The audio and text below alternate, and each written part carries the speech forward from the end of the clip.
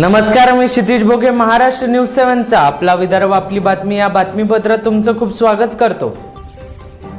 सध्या कोरोना विषाणूचा वाढता प्रादुर्भाव पाहता पोलिसांनी कोरोनाशी लढा देताना त्यांच्या आरोग्याची काळजी घेणार त्याचे हक्काचे कोविड हॉस्पिटल असावे या संकल्पनेतून माननीय पोलीस आयुक्त श्री अमितेश कुमार यांच्या नेतृत्वाखाली पोलीस मुख्यालय नागपूर शहर येथे नागपूर पोलीस कोविड हॉस्पिटल उभारण्यात आले आहे. सदर हॉस्पिटलचे उद्घाटन आज 21 सप्टेंबर रोजी दुपारी 12 वाजता माननीय गृहमंत्री अनिल देशमुख, पालकमंत्री नितीन राऊत यांच्या हस्ते ऑनलाईन पद्धतीने झाले.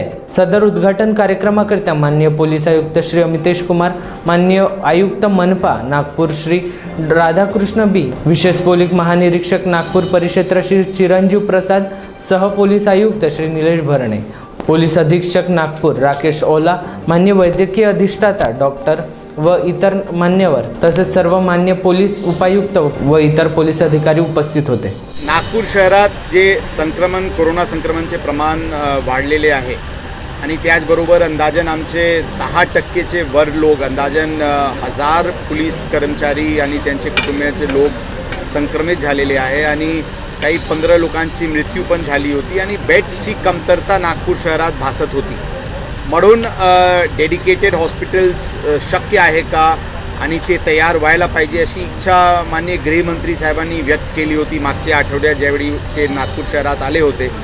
आणि त्यासाठी आम्ही इमिजिएटली नियोजन करून त्यामध्ये जे खर्च आहे ते माननीय पालकमंत्री महोदयांनी ते पुरवण्यात येईल अशी त्यांनी आश्वासन दिले. म्हणून आम्ही इमिजिएटली त्यामध्ये ऑक्सिजनची pipeline, oxygen cylinders, BiPAP machine, ICU monitors आणि इतर जे काही एअर कंडिशनर्स अशी जे काही सोयीसुविधा गरजेची होती ती आम्ही तयार केली. इथे शहराचे मेयो हॉस्पिटलचे डीन किंवा 7 स्टार हॉस्पिटलचे डिरेक्टर्स, ऑरेंज सिटी हॉस्पिटलचे डिरेक्टर्स जे या कोविड चे हॉस्पिटल्स बरेच दिवसापासून रन करत आहेत त्यांची आम्ही सजेशन्स घेतली आणि जी काही गरज होती ती या हॉस्पिटलमध्ये तयार करण्यात आलेली आहे. ही प्रामुख्यतः एक ट्रान्झिट फॅसिलिटी म्हणून वापर करण्यात येईल. ज्यावेळी कर्मचाऱ्यांना बेड्सची गरज होईल आणि बेड्स बाहेर उपलब्ध नसतील तर लगेच त्यांना इथे ॲडमिट करून त्यांना स्टेबलाइज करण्याची हे मेडिकल ट्रीटमेंट देण्यात येईल आणि ज्यावेळी मल्टीस्पेशालिटी ट्रीटमेंटची गरज पडेल ते लगेच त्यांना मल्टीस्पेशालिटी हॉस्पिटलमध्ये बेड उपलब्ध करून तिथे त्यांना शिफ्ट करण्यात येईल. यामध्ये आमच्याकडे ॲम्ब्युलन्सेस पण उपलब्ध आहेत. 2 ॲम्ब्युलन्स, डॉक्टरचं ICU ॲम्ब्युलन्सेस आहे जेणेकरून त्यांना दुसऱ्या ठिकाणी शिफ्ट करायची गरज पडल्यास तर आम्ही त्याचे वापर करणार आहे. एकंदरीत पोलीस कर्मचाऱ्यांना हे मनोबल वाढण्याची दृष्टिकोनातून आणि त्यांना विश्वास देण्याची ही गरज होती की आम्ही लीडरशिप म्हणून त्यांना उत्तम मेडिकल सेवा उपलब्ध करण्यासाठी वचनबद्ध आहे. ही आम्ही आमचे कर्मचारी आणि त्यांचे कुटुंबांना ही या अशा प्रकारचे कृत्यामुळे त्यांना आश्वासन देत आहे. कारण ही पूर्ण कोविड युद्धमध्ये त्यांना ड्युटी करावंच लागणार आहे. त्यांना फोरफ्रंटमध्ये ड्युटी करावं लागणार आहे. म्हणून त्यांचे वल्नरेबिलिटी पण जास्त आहे. त्यांना इम्युनिटी बूस्टर मेडिसिन्स जे आहे ते आम्ही पुरवत आहे. तरी पण जर कोरोनाची संक्रमण झाली तर त्यांना उत्तम मेडिकल सेवा मिळावी या उद्देशाने ही हॉस्पिटल सुरू करण्यात आलेली आहे. मला विश्वास आहे की ही सक्सेसफुल राहील. धन्यवाद. महाराष्ट्र न्यूज 7साठी रोशन बोकडे, नागपूर. सकल मराठा समाज आणि मराठा क्रांती मोर्चा समिती नागपूरच्या वतीने माननीय मुख्यमंत्र्यांना मराठा समाजाचे आरक्षण स्थगिती उठवावी म्हणून कलेक्टरच्या द्वारे पत्र पाठवण्यात आले. सकल मराठा समाज नागपूर व मराठा क्रांती मोर्चा याद्वारे आज आम्ही जे आत्ता नुकता 12 तारखेला सुप्रीम कोर्टाने जो मराठा आरक्षणबद्दल जो निकाल दिला आहे स्थगिती, त्याच्या संदर्भात आम्ही आज मुख्यमंत्र्यांसाठी कलेक्टर साहेबातून आम्ही हे निवेदन आम्ही पाठवत आहे. या संदर्भात दूरध्वनीवर आणि मेसेजद्वारा आम्ही त्यांना मुख्यमंत्री साहेबांना मेसेज पाठवला आणि त्यांनी सांगितलं की आपण नागपूरच्या ह्यांच्या थ्रू आपण पाठवा. आमचं जे म्हणणं आहे, कारण की सुप्रीम कोर्टाने स्थगिती दिली, चालू शैक्षणिक वर्ष 2021 मध्ये मराठा समाजाच्या विद्यार्थ्यांचे शैक्षणिक नुकसान होऊ नये व मराठा समाजाच्या आरक्षणाला स्थगिती मिळाल्यामुळे कोणत्याही प्रकारची नोकरी भरती करू नये असे केल्याने समाजाच्या होणाऱ्या नुकसानीस राज्य सरकार जबाबदार राहील. मराठा क्रांती मोर्चाच्या आंदोलनात दाखल झालेले गुन्हे अजूनही परत न घेतल्याने सदर गुन्हे त्वरित मागे घेण्याचे आदेश निर्मित करावे. सर्वोच्च न्यायालयाच्या स्थगितीच्या आदेशाची महाराष्ट्र राज्य सरकारने त्वरित दखल घेऊन योग्य तंत्रमार्फत फेरविचार याचिका दाखल करावी. मराठा समाजाचे आरक्षण कायम राहण्याच्या दृष्टीने राज्य सरकारने राज्यपालांतर्फे अध्यादेश जारी करण्याची प्रक्रिया शक्य तितक्या लवकर पूर्ण करावी. मराठा आरक्षणाबाबत केंद्र सरकारने संसदेत ठराव पारित करावा. यासाठी राज्य सरकारने अविलंब पुढाकार घ्यावा. महोदय, गेल्या अनेक वर्षापासून प्रलंबित असलेले व कित्येक समाज बांधवांनी बलिदान दिलेल्या परंतु विविध मागण्यांच्या पूर्ततेची प्रतीक्षेत असलेल्या मराठा समाजाच्या मागण्या पूर्ण न झाल्यास तीव्र आंदोलन छेडण्यात येईल. याची सर्वस्वी जबाबदारी राज्य सरकारची राहील. मराठा समाजातील विद्यार्थ्यांचे शैक्षणिक नुकसान होऊ नये व त्यांच्या भावी आयुष्यावर विपरीत परिणाम होऊ नये याकरता राज्य सरकारने त्वरित योग्य ती कारवाई करावी ही समस्त मराठा समाज बांधवांतर्फे नम्र विनंती. सकल मराठा समाज व मराठा क्रांती मोर्चा द्वारे आम्ही हे निवेदन आज इथं आम्ही दिलेलं आहे मुख्यमंत्र्यांसाठी. आणि आम्हाला आशा आहे की जरूर मुख्यमंत्री साहेब शासन ह्याचा लवकरात लवकर विचार करतील व समाजावर होणाऱ्या युवा पिढीवर होणाऱ्या अन्यायाला कुठं कुठं न्याय मिळेल अशी आता बी आम्हाला आशा आहे. आणि आम्ही आता हे जे कोविडच्या पार्श्वभूमीवर सगळ्यांनी निर्णय घेतला की शांततेने एक निवेदन देऊन आमच्या मागण्या आम्ही पुढे न्यायच्या.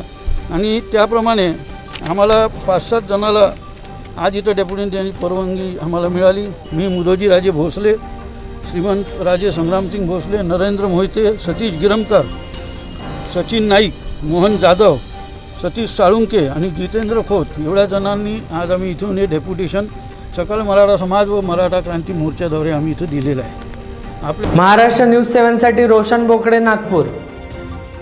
नागपुरात विरोधी पक्षनेते देवेंद्र फडणवीस यांनी शेतीविषयीच्या अनेक प्रश्नांना उत्तर देण्याकरिता पत्रकार परिषदेचे आयोजन केले. या पत्रकार परिषदेमध्ये महापौर संदीप जोशी, माजी मंत्री चंद्रशेखर बावनकुळे इत्यादी सदस्य उपस्थित होते. यामध्ये केंद्र सरकारने घेतलेल्या कांदा निर्यात बंदी या निर्णयावर फडणवीस बोलत होते. ये पूरे तरीके से किसानों के हित के बिल है. विशेष रूप से लीजिंग के संदर्भ का जो बिल यहाँ पर आया और जिसमें एक प्रकार से कॉन्ट्रैक्ट फार्मिंग हम कर सकते हैं, ये जो बिल है इसके कारण छोटे किसान को फायदा होगा. बड़े पैमाने पर क्रॉप वैल्यू चेन तैयार हो पाएगी. इसमें पूंजी बड़े पैमाने पर आएगी, निजी क्षेत्र की भी पूंजी आएगी जो छोटे किसान को कभी नहीं मिल सकती, ऐसी पूंजी भी आएगी और इससे किसानों को बहुत ज़्यादा फायदा होगा.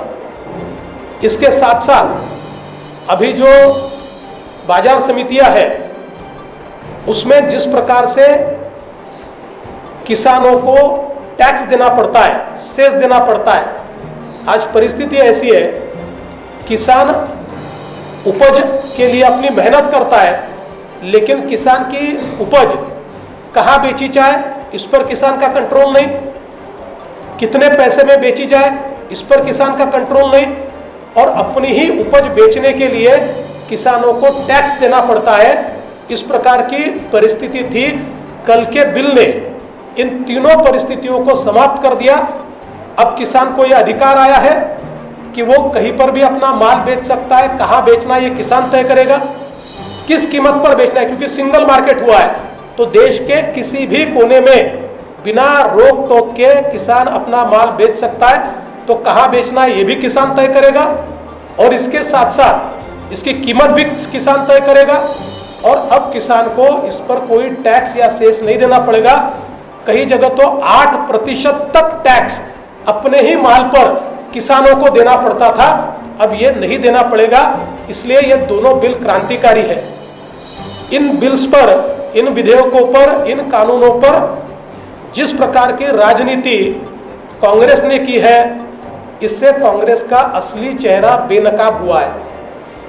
क्योंकि जो कॉन्ट्रैक्ट फार्मिंग का एक्ट है 2006 में महाराष्ट्र में जब कांग्रेस और एनसीपी की सरकार थी तभी महाराष्ट्र ने इस कानून को लागू किया है और महाराष्ट्र में आज बड़े अच्छे तरीके से वैल्यू चेन्स तैयार हुई है।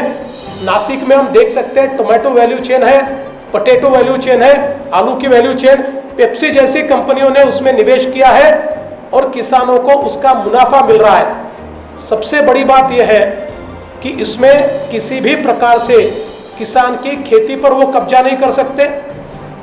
जो किसान के साथ कॉन्ट्रैक्ट हुआ है, कंपनी को अगर उसमें नुकसान हुआ तब भी उतने पैसे देने पड़ेंगे, लेकिन अगर तय से ज्यादा मुनाफा हुआ तो उसमें किसानों को हिस्सा देना पड़ेगा। इस प्रकार के प्रावधानों के कारण किसानों को बहुत बड़ा फायदा इसमें हो रहा है।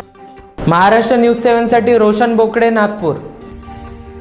नागपुरात झालेल्या पत्रकार परिषदेत विरोधी पक्षनेते देवेंद्र फडणवीस यांनी पोलिसांच्या विषयावरून गृहमंत्री अनिल देशमुख यांच्यावर निशाणा साधला। अनिल देशमुखांनी काल स्टेटमेंट केलं, मग ते रिट्रॅक्ट केलं। त्यांनी असं सांगितलं मी असं बोललोच नाही। मला असं वाटतं की ज्यावेळेस ते मुलाखत देत होते त्याच वेळी त्यांनी अधिक स्पष्टता आणायला हवी होती। महाराष्ट्राच्या इतिहासामध्ये कोणत्याही गृहमंत्र्याने आपल्या पोलिसांवर आजवर इतका अविश्वास दाखवलेला नाही।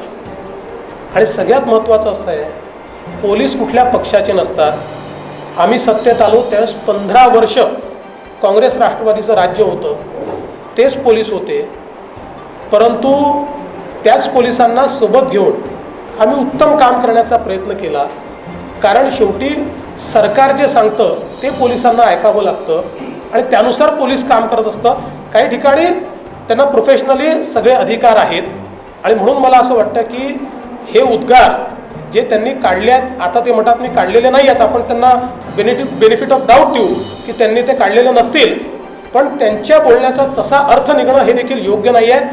आपल्या पोलिसांवर असा अविश्वास तुम्ही दाखवता आणि मग दुसऱ्यांनी आपल्या पोलिसांना काही म्हटलं तर त्यातनं मात्र महाराष्ट्राचा अपमान होतो।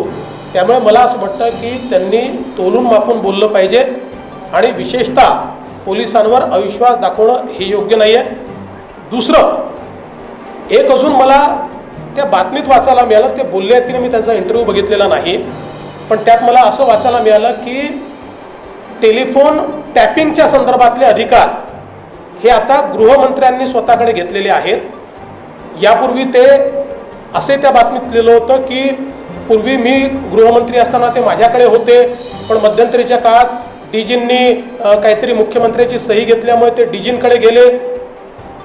टेलिफोन टॅपिंगच्या संदर्भात सर्वोच्च न्यायालयाने नियम तयार केलेले आहेत। कोणताही राजकीय व्यक्ती त्यात हस्तक्षेप करू शकत नाही। माझ्या काळात नाही, त्याच्या आधीच्या काळात नाही आणि आताच्या काळात नाही। या संदर्भातले सगळे अधिकार हे मुख्य सचिव, अप्पर मुख्य सचिव यांना देण्यात आलेले आहेत। ज्यावेळेस एखाद्या कारणाकरता एखादं अशा प्रकारचं टेलिफोन टॅपिंग करायचं असतं त्यावेळी कमिशनर इंटेलिजन्सला अतिरिक्त मुख्य सचिवांकडे प्रपोजल टाकावं लागतं।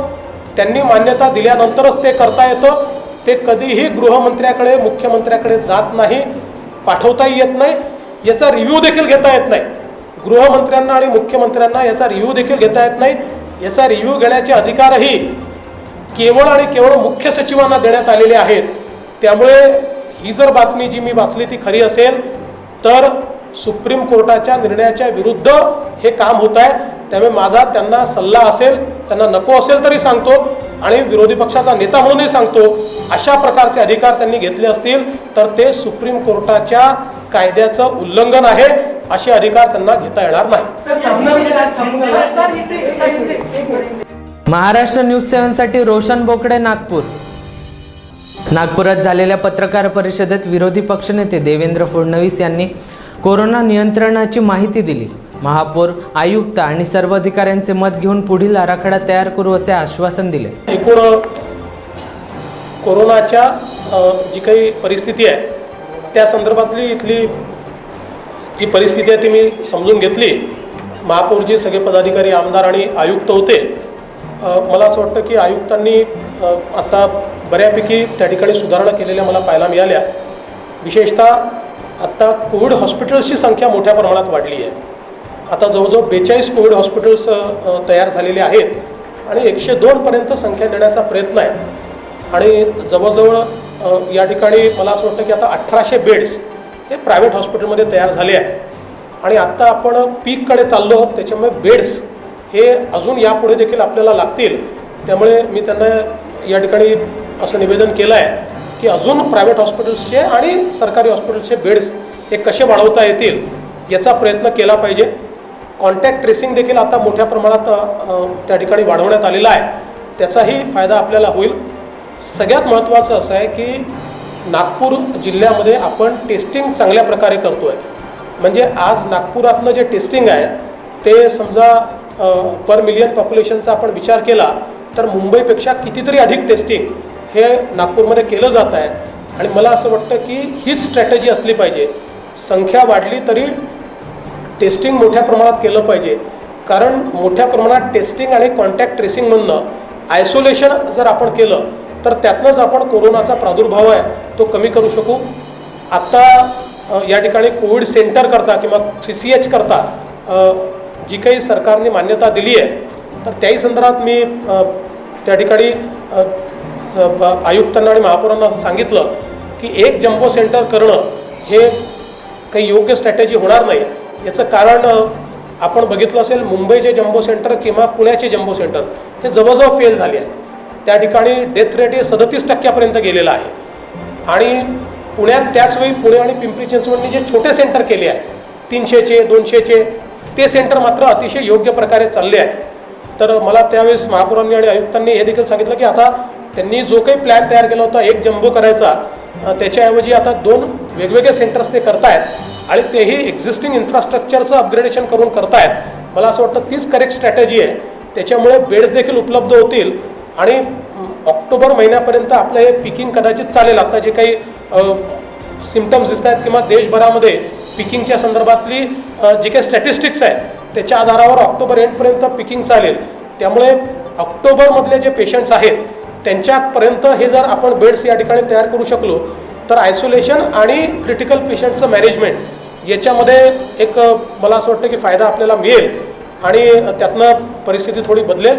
दुसरा एक महत्त्वाचा जे काही मला आज लक्षात आलं ते ॲम्ब्युलन्सची संख्या लक्षणीय या ठिकाणी वाढवण्यात आली आहे. दुर्दैवाने हर्स व्हॅन लागतात त्याची संख्या वाढवण्यात आली आहे. त्यामुळे जो रिस्पॉन्स टाईम आहे तो रिस्पॉन्स टाईम या ठिकाणी कमी होईल. अजूनही काही सुधारणा करण्याची आवश्यकता आहे, त्याच्यावरही चर्चा झालेली आहे. आणि महानगरपालिकेत आता रिक्रुटमेंटही महानगरपालिकेने सुरू केली आणि त्याच्यामध्ये मोठ्या प्रमाणात आता जे काही रिम्युनरेशन आहे ते वाढवल्यामुळे रिक्रुटमेंट करता लोक त्या ठिकाणी उपलब्ध होतील. सगळ्यात महत्त्वाचं जे वॉक इन आयसोलेशन सेंटर सुरू केलेलं आहे तेही महत्त्वाचं आहे, कारण जे सिम्प्टोमॅटिक पेशंट असतात टेस्टिंगपासनं तर रिझल्टपर्यंत त्यांचं आयसोलेशन हे कुठे होत नाही आणि असे पेशंटच मोठ्या प्रमाणात लोकांना संक्रमित करतात. तर त्यांच्याकरता एक वॉक इन आयसोलेशन सेंटर देखील विथ ऑक्सिजनेटेड बेड जे महापालिकेने तयार केलं आहे एक चांगली त्या ठिकाणी मला असं वाटतं परिस्थिती आहे. पण अजूनही बेड मॅनेजमेंटमध्ये अधिक सुधारणा करावी लागेल. त्या संदर्भात मला असं वाटतं की महानगरपालिका तयारी करते. महाराष्ट्र न्यूज 7 साठी रोशन बोकडे, नागपूर. अवैधपणे सेवा देऊन कायदा व सुव्यवस्था राखून प्रशासनास मदत करणारे पोलीस पाटील यांच्या मुक्ताईनगर येथे जळगाव जिल्हा मध्यवर्ती सहकारी बँकेच्या अध्यक्षा रोहिणी खडसे खेवलकर अध्यक्ष असलेल्या संवेदना फाउंडेशनतर्फे कोरोना योद्धा म्हणून प्रमाणपत्र, मास्क व सॅनिटायझर देऊन सन्मान करण्यात आला. यावेळी उपस्थित पोलीस पाटील बंधूंना मार्गदर्शन करताना रोहिणी खडसे केवलकर म्हणाल्या, गाव पातळीवरील महसूल आणि पोलीस खात्यांच्या म्हणजेच प्रशासनाचा दुवा होऊन तुम्ही पोलीस पाटील काम करत असतात. गावातील नैसर्गिक आपत्ती, शेतकरी आत्महत्या, शेतसारा माहिती संकलन अशा या स्वरूपातील महसूल कामांची प्राथमिक माहिती प्रशासनास देणे, सोबतच गावातील तंटे, हत्या, मारामार व शांतता राखण्याबाबत संबंधित पोलीस ठाण्यात प्रथम माहिती अहवाल देण्याची जबाबदारी तुम्ही पोलीस पाटलांवर आहे. हे काम करत असताना तुम्ही वेळेचे कुठलेही बंधन पाळत नाही. कुटुंब वाऱ्यावर सोडून पोलिसाच्या दिमतीला राहणाऱ्या तुमच्या पोलीस पाटलांना गावातील संभव घडामोडींची गोपनीय माहिती पोलिसांना कळवण्याची कसरत करावी लागते. गावांच्या तंटामुक्ती समितीचा सचिव म्हणून आपण काम करत असतात. त्याचबरोबर सध्या उद्भवलेल्या कोरोनाच्या पार्श्वभूमीवर कोरोना निर्मूलन समितीचा सचिव म्हणूनही तुम्ही पोलीस पाटील जबाबदारी पार पाडत आहात. या अंतर्गत कोरोनाच्या पार्श्वभूमीवर बाहेरील लोकांना गावात येण्यापासून प्रतिबंधन करणे, गावातील आलेल्यांच्या याद्या अद्ययावत करून प्रशासनाला देणे, लोकांनी लॉकडाऊनच्या काळात घराबाहेर येऊ नये याची खबरदारी घेण्यासाठी ग्रामस्थानामध्ये वारंवार जागृती करणे ही कामे तुम्ही पोलीस पाटील करत आहात. म्हणूनच पोलीस पाटलांना ग्रामपातळीवर प्रशासनाचे कान व डोळे म्हटल्यास वागवे ठरू नये असे म्हटले जाते. महाराष्ट्र न्यूज 7 साठी कैलास कोडी, मुक्ताईनगर.